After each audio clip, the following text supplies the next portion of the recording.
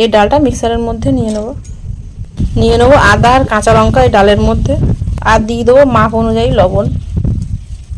এবার পেস্ট করে আনবো। জল দেয়নি কিন্তু এর মধ্যে, দেখুন ঠিক এরকম একটা মিহি পেস্ট করে এনেছি। এবার পাত্রে ঢেলে নেব।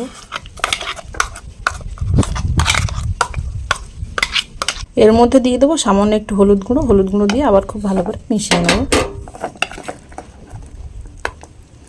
তেল গরম হয়ে গেছে, এবার গরম তেলে বড়িগুলো ছেড়ে দিয়ে ভেজে নেব।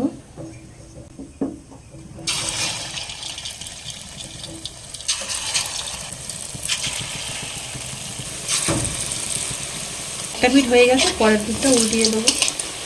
বড়িগুলো হালকা এরকম করে লাল করে ভেজে নিয়েছি, তুলে নেব। বড়িগুলো কিন্তু দেখুন ফুলে অনেকটা বড় বড় হয়ে গেছে, মানে যেরকম দিয়েছিলাম সেরকম আর নেই, কিন্তু অনেকটা মোটা মোটা হয়ে গেছে।